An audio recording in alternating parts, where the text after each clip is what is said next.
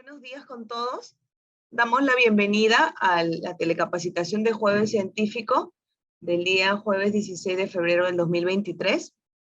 Tenemos como ponente al doctor Mario Chirinos Gambarini.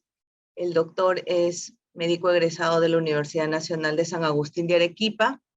Es especialista en radiología por la Universidad Ricardo Palma. Es miembro de la Sociedad Latinoamericana de Radiología Pediátrica y es médico asistente del Servicio de Diagnóstico por Imagen. El tema que nos va a tratar el día de hoy es optimización de estudios de resonancia magnética con protocolos sin sedación. Muy buenos días, doctor, bienvenido. Buenos días con todos. La charla del día de hoy va a ser una charla muy interesante que va a tratar acerca de optimización de nuestros procedimientos médicos, que siempre es de mucho valor, ya que se puede hacer grandes cambios con realmente muy poco presupuesto. Así que vamos a entrar ya en el tema. Respecto al conflicto de intereses, no se presenta conflicto de intereses en la presente charla. Los objetivos del día de hoy es primero tener algunas consideraciones generales sobre la resonancia magnética y sus protocolos, ya que no es una charla enfocada a la radiología en sí, a los radiólogos, sino es una charla a la población médica en general. Vamos a hablar acerca de la importancia del uso de protocolos sin sedación y la implementación de protocolos de esta manera.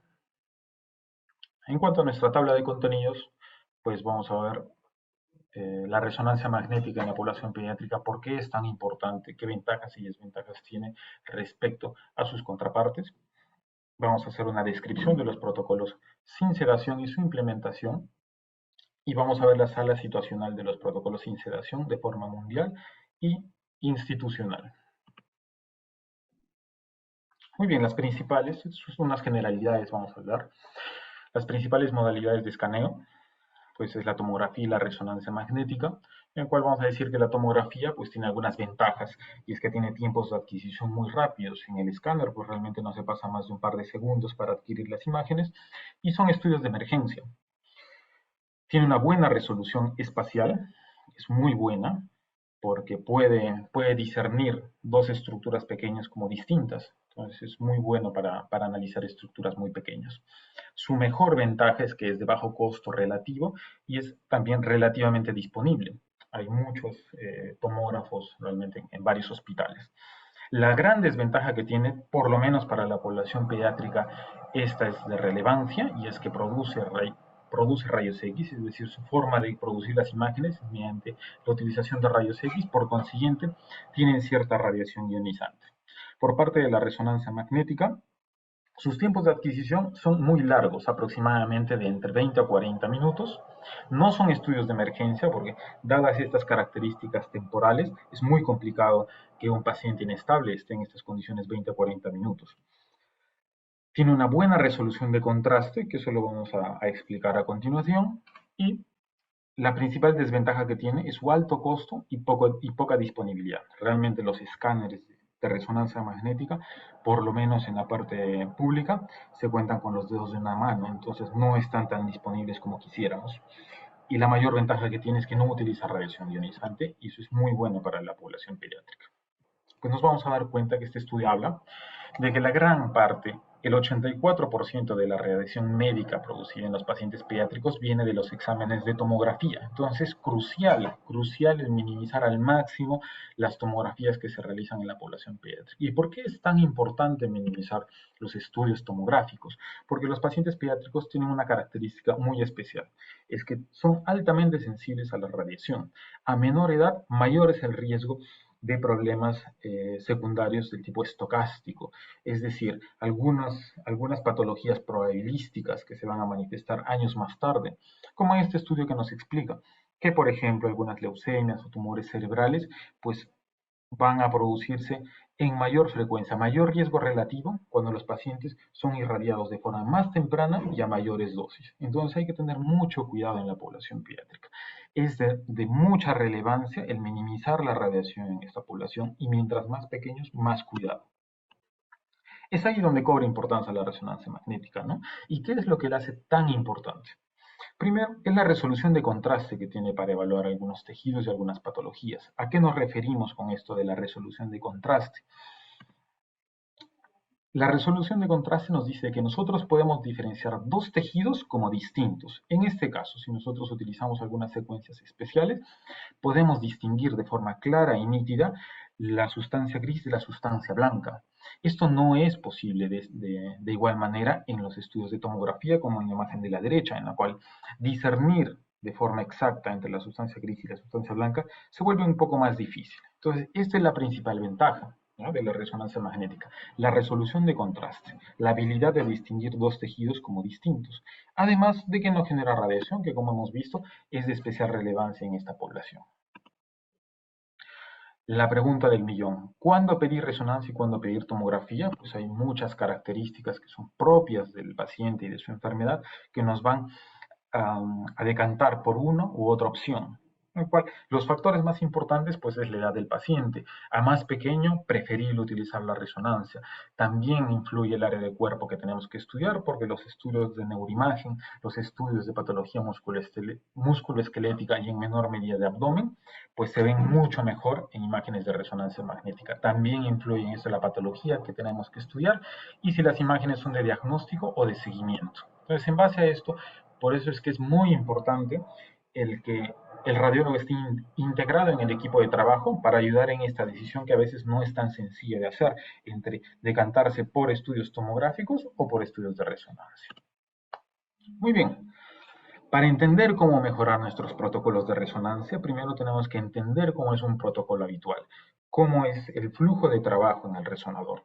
El paciente ingresa, después de la sala de espera, ingresa al resonador, en el cual se va a ubicar en el centro de la bobina. Aquí en el centro de la bobina, en el área de comando, nosotros vamos a comenzar a adquirir las imágenes de forma muy lenta y progresiva, aproximadamente con una duración de entre 20 a 40 minutos. Es un examen bastante lento, es un examen que demora bastante, por lo cual hay algunas características que son de especial relevancia mencionar. Primero, una duración de entre 20 a 40 minutos. El paciente en lo posible no debe moverse y además el resonador pues genera algunos ruidos que son bastante molestos. Entonces, estas tres características dan algunas limitaciones, sobre todo en la población pediátrica. Pues los pacientes pediátricos, mientras más pequeños, pues no es posible negociar con ellos y darle algunas órdenes. Ellos no responden a algunas órdenes. Y mientras más grandes, pues más inquietos. Entonces, el no moverse se vuelve un problema. Para nosotros compensar estos problemas, tenemos que utilizar algunas estrategias. Entonces, ¿qué podemos hacer al respecto? ¿Cómo es que se han resuelto estos problemas en la población pediátrica? Fundamentalmente, de forma histórica, se ha resuelto mediante la sedación.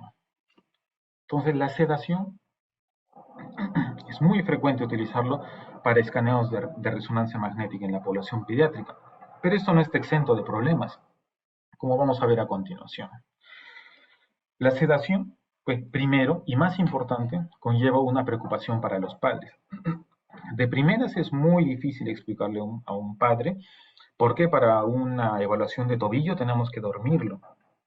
Los padres a veces al escuchar la palabra anestesia o sedación, pues comienzan a sonar las alarmas. Eso complica un poco el uso de la sedación. Además que la sedación, como todo procedimiento médico, pues conlleva algunos riesgos que también vamos a pasar a enumerar. Los tiempos de adquisición, es decir, los tiempos del estudio, se van a prolongar y esto va a disparar a su vez los costos, porque se van a necesitar de anestesia y del equipo de anestesiólogos para poder realizar el examen. Entonces, ¿cuáles son algunos de los riesgos de la anestesia? Los riesgos de la anestesia pues son varios y hay muchos artículos que hablan al respecto. Las complicaciones respiratorias leves están presentes entre el 1 al 4%. Algunas complicaciones raras son la hipotermia, hipotensión, bradicardia y complicaciones mayores que se presentan en 1 en 10.000 pacientes. Entonces, tenemos que tratar de minimizar estos riesgos. Por lo tanto, ¿qué factores nos ayudan a disminuir la cantidad de anestésicos que nosotros requerimos en estos estudios? Fundamentalmente 3. Tenemos que disminuir los tiempos de la anestesia, tenemos que disminuir los segmentos corporales escaneados y acortar los protocolos de resonancia. Todo esto va a llevar a un menor uso de los agentes anestésicos, por lo tanto, un menor riesgo de eventos adversos. Los tiempos. ¿Cuáles son los tiempos que se manejan durante el procedimiento de la resonancia con sedación? Empieza por la llegada del paciente al instituto, el tiempo en la sala de espera, una inducción para la anestesia, luego se va a realizar el procedimiento de resonancia magnética, va a pasar a una sala de recuperación para luego su salida. Entonces, todo este tiempo de aproximadamente unas 2 horas y 15, cuando el paciente no ha requerido de ninguna sedación. Pero cuando se requiere de anestesia general, este tiempo se puede prolongar hasta las 4 horas en total. Entonces, por un tema, como ya hemos visto, de riesgos, ahora por un tema de tiempos, va a ser preferible no utilizar la sedación siempre que sea posible. Hablando ahora de los costos, que siempre es un tema de relevancia para un país como el nuestro, en el que los recursos pues no son ilimitados. Entonces, tenemos que evaluar esto. Y respecto a este tema, realmente hay pocos estudios que abarcan este tipo de problemáticas de costos, pero los estudios que se han analizado aproximadamente disparan en 10 veces el presupuesto de un estudio sin sedación a un estudio con sedación. Entonces, ¿dónde es que se disparan los costos? Principalmente en el equipo, en el personal que se requiere para realizar la anestesia en estos pacientes. Esto fundamentalmente es lo que dispara los costos. Entonces, ya hemos visto que desde un punto de vista de complicaciones, de tiempos y de presupuestos, va a ser preferible utilizar la menor cantidad de sedación posible. Ahora, ¿cómo podemos evitar la anestesia en estos pacientes? Vamos a enfocarlo desde 3 puntos de vista que van a ser cruciales. Primero, la educación en los pacientes. Vamos a utilizar algunas estrategias específicas en pacientes específicos y además vamos a utilizar algunos protocolos específicos de imagen y ambientes especializados. Vamos a hablar entonces acerca de la educación. En la educación hay varios puntos de vista, varios enfoques que podemos utilizar pues para llegar a la familia y al paciente, que podemos utilizar algunos medios de lectura, algunos medios audiovisuales como los videos, personal institucional especializado en esto y algunas páginas web institucionales que pueden ser informativas. Vamos a ver algunos ejemplos que hay en la literatura mundial. Algunos hospitales pediátricos utilizan el uso de historietas o el uso de libros para colorear. Esto fundamentalmente utilizado en Canadá, en el cual el enfoque que se utiliza para pacientes pequeños es tratar de crear una aventura más que un procedimiento médico. Ese es el objetivo, ¿no? Tratar de realizar una aventura para el paciente pequeño. En cambio, para pacientes mayores y para los padres se enfoca más sobre todo algunas cartillas informativas que hablan acerca de el procedimiento en sí, por qué se realiza el procedimiento y cómo es el procedimiento. Estas cartillas informativas, por ejemplo, están para descargarse y utilizar como referencias, ¿no?, de cómo es este tipo de procedimientos y cómo es que podemos llegar a los padres.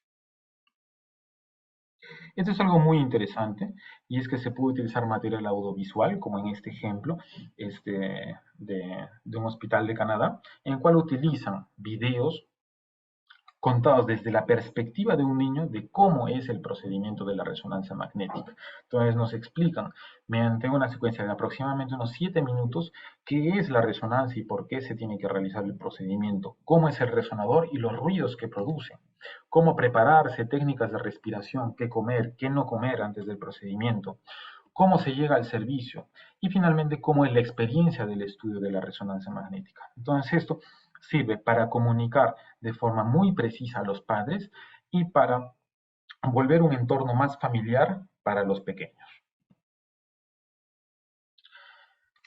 En otros países existe un personal profesional especializado y certificado para el manejo de las experiencias médicas dentro de la familia, que son los Child Life Specialists.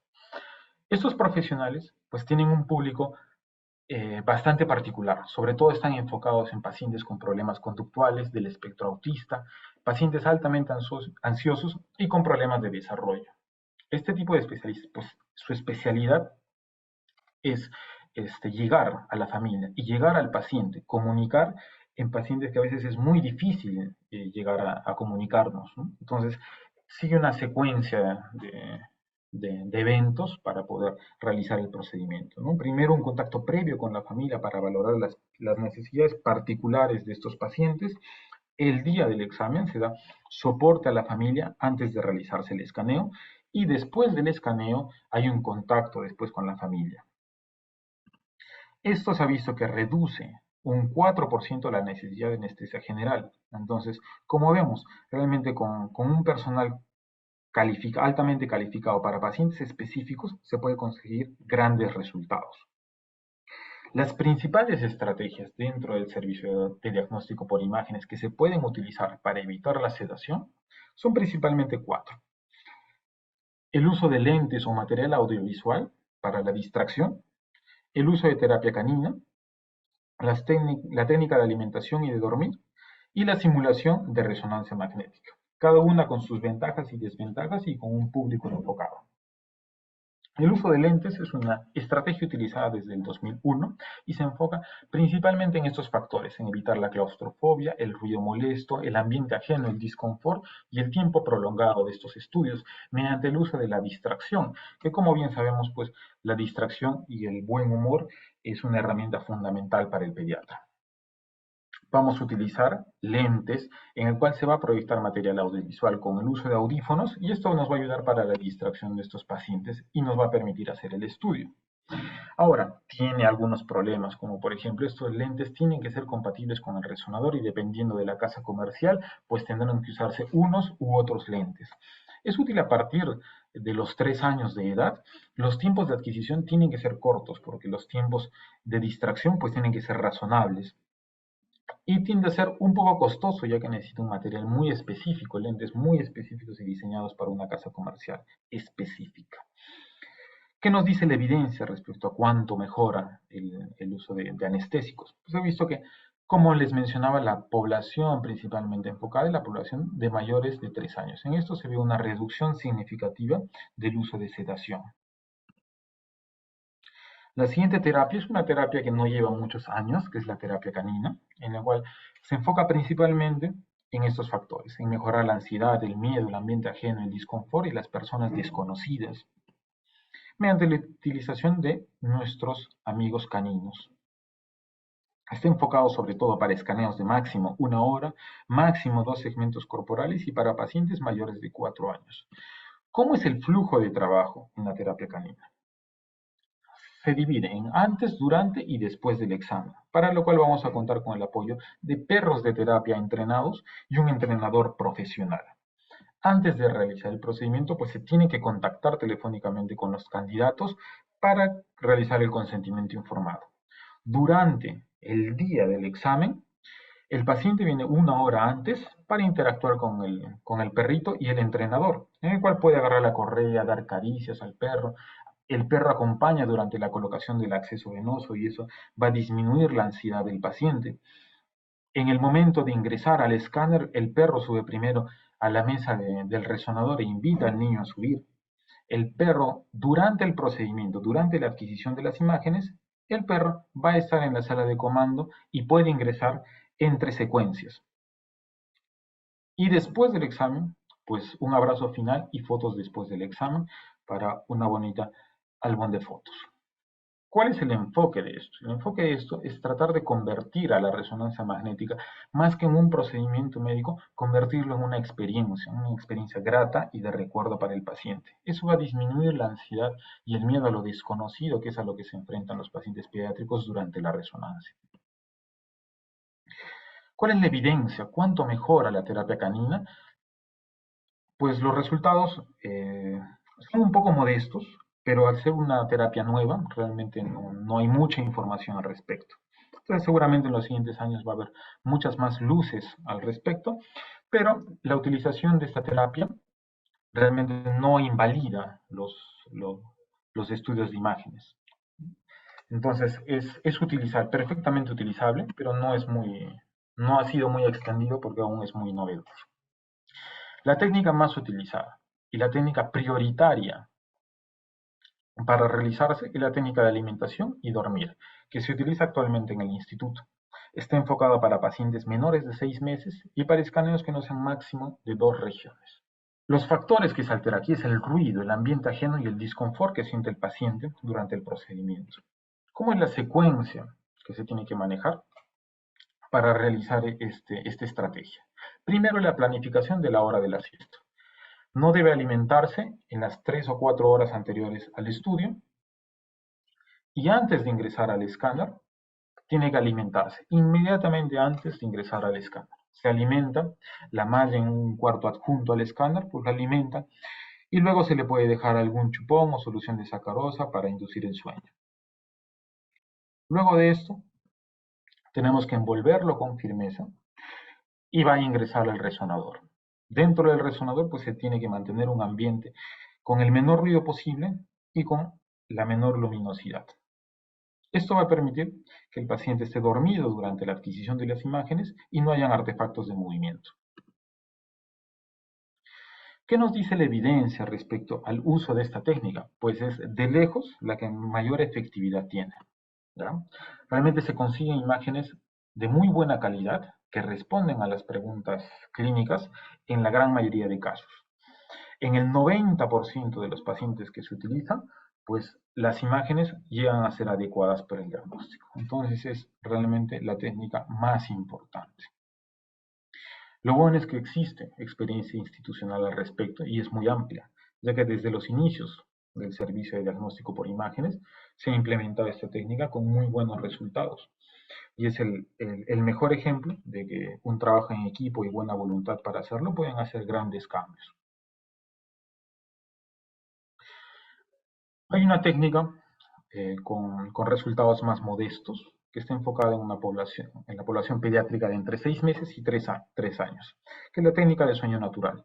Simplemente se tiene que programar a la hora de la siesta habitual del paciente o en la noche a la hora habitual del sueño, en una habitación oscura y utilizar cobertura ocular para reducir el ruido dentro del resonador. Como les dije, tiene resultados más modestos y simplemente es una variante de la técnica anterior, ¿no? La siguiente técnica es la simulación de la resonancia magnética, que está enfocada en los siguientes factores: ansiedad, miedo, ambiente ajeno, ruido y claustrofobia.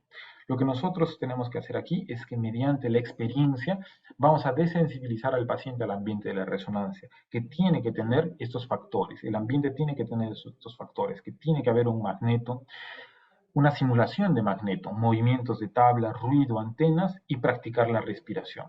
Está enfocado para pacientes mayores de 4 años y se contraindica para pacientes con parálisis cerebral en posoperatorio inmediato, escaneos de más de 90 minutos o pacientes que tengan dificultades de visión o audición. Y hay dos modalidades en este enfoque, que es la modalidad de simulación real y la virtual. La real, que es una sesión de 1 hora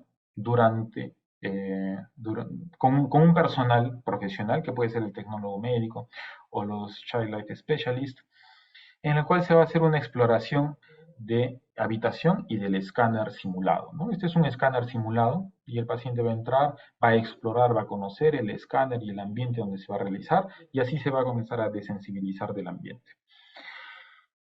Se tiene que practicar la simulación con ruido y maniobras de respiración, es decir, hacerlo lo más real posible. Y en estos momentos, como tiene un personal cualificado a su costado, se pueden resolver las preguntas que siempre van a surgir al respecto. Lo malo, la desventaja es que requiere algunos equipos un tanto específicos y un ambiente especializado, un ambiente propio para realizar esta simulación. ¿Cuál es la secuencia que se tiene que realizar? Primero, una visita al ambiente hospitalario, en el cual el niño va a conocer el servicio de diagnóstico por imágenes para que pierda el miedo a esta zona del hospital. Luego, una exploración de la sala de resonancia simulada, en la cual el niño puede explorar libremente la sala del resonador y el resonador. Luego tiene que vivir la experiencia de la colocación de las antenas y la protección auditiva, que esto puede ser de primeras un poco hostil para un niño que nunca ha pasado por esto, ¿no? Entonces la colocación de unas antenas y tapones auditivos puede ser un poco hostil. Y vivir la experiencia de la resonancia magnética siempre lo más real posible, con el uso de sonidos, que hay playlists especializadas que imitan el sonido del resonador. Entonces, mediante esta experiencia, pues se desensibiliza y al momento de realizar el escaneo real, pues ya no va a ser un ambiente ajeno para el pequeño. La simulación virtual se está realizando desde aproximadamente el 2019. Tiene un bajo costo relativo, y es que el único costo real que se necesita es los lentes de realidad virtual, ya que utiliza los equipos celulares habituales que hay en la familia. Lo malo es que no tiene un ambiente realmente controlado y requiere de un software licenciado, que a veces eso es el limitante mayor en nuestro medio, ¿no? Ahora, ¿qué nos dice la evidencia respecto a esta técnica? Lo que nos dice es de que aproximadamente evita en el 16% de los casos la necesidad de anestesia. Hay un 16% de reducción de la necesidad de la anestesia y eso es algo muy importante. Lo convierte en la segunda estrategia más relevante, después de la de alimentar y dormir. En cuanto a la comparativa de si utilizar simulaciones reales o virtuales, algunos estudios nos dicen de que no hay realmente una gran diferencia, otros nos dicen que hay una ventaja de la realidad virtual respecto a la real. Entonces, aún no hay estudios comparativos a gran escala, pero ya en los siguientes años seguramente vamos a tener más luces al respecto. Algo que quiero incidir, ya casi finalizando, es acerca de optimizar los protocolos en imagen. Que esto está mucho más enfocado para los radiólogos, es que tenemos que crear algunos protocolos ultra rápidos para diagnósticos específicos, como por ejemplo, aquí tenemos algunos escaneos específicos para hidrocefalia, evaluación de quistes aracnoideos, dolor de cabeza, que pasan de tener un protocolo habitual, que este es el protocolo que está estandarizado en el instituto, que tiene todas estas secuencias, pasa solamente a estas 4. Con esto se reduce los tiempos de 20 minutos a 6 minutos. Entonces los tiempos de escaneo disminuidos o acortados son una buena estrategia. Igual, lo mismo hay para distintas patologías o para distintos segmentos, que eso nos va a ayudar muchísimo. Realmente daría para una exposición más, pero para mayor información al respecto de estos tipos de secuencias ultra rápidas, no me queda más que remitirlos pues, a este artículo muy interesante. Ya finalizando, la ambientación siempre es importante, ya que dependiendo de la estrategia que nosotros utilicemos, en niños grandes, pues vamos a tratar de llamar su atención con un ambiente iluminado y amigable. En cambio, cuando vamos a utilizar técnicas de sueño, pues vamos a tratar de utilizar ambientes silenciosos y de luz baja. Muy bien, ¿cómo es la sala situacional mundial? Hay un estudio muy interesante al respecto que nos habla de cómo se ha implementado de forma mundial en los hospitales pediátricos las distintas modalidades de protocolos sin sedación, ¿no? Entonces, de lejos, la técnica más utilizada es la de alimentar y dormir. El segundo más utilizado a nivel mundial son las técnicas audiovisuales. Luego está el personal, el Child Life Specialist, el sueño natural y bueno, los otros ya son menos utilizados. Hay otra pregunta también aquí que es muy interesante y es que la mayoría de estas estrategias para disminuir la sedación generalmente se utilizan en los pacientes de menos de 6 meses, sobre todo con la técnica de alimentar y dormir. Pero la población pediátrica en la cual se ofrecen estas técnicas, en la gran mayoría de casos solamente es aproximadamente de menos de 1 por cada 4 pacientes. Entonces, esto es algo que nos da una perspectiva de cuán escasa es todavía la implementación de estos protocolos, ¿no? Entonces, hay bastante camino por recorrer. En cuanto a la sala situacional institucional, pues nosotros hemos implementado de forma muy buena la técnica de alimentar y dormir. Los protocolos ultrarrápidos tenemos algunos, podrían ampliarse a otro tipo de patologías, claro que sí. Y el ambiente, en la medida de lo posible, pues se trata de implementar, ¿no? Entonces, de toda la exposición que hemos hecho, que pasa por educación, estrategias, protocolos y ambiente, aún tenemos un camino por recorrer. Ya hay algunos que están más cerca que otros, ¿no? Por ejemplo, hay algunos como son la lectura y los videos que realmente no necesitan de grandes presupuestos, necesitan más más de mucha colaboración y buena voluntad para realizarse. Y algunas estrategias como la simulación o el uso de material audiovisual, pues ya requieren un poco más de presupuesto y de personal especializado, pero aún son factibles de implementar.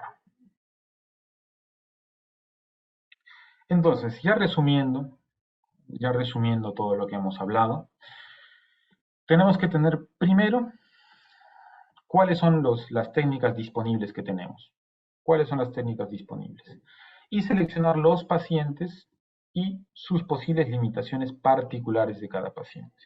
Tenemos que hacer una tabla cruzada de cuál es la técnica más efectiva para el tipo de paciente que tenemos y a continuación pues vamos a realizar esta secuencia de eventos. Primero contactar a la familia, preparar al paciente, como por ejemplo con las técnicas de simulación, preparación del ambiente de resonancia magnética, dependiendo de si vamos a utilizar una técnica de sueño o una técnica de no sueño.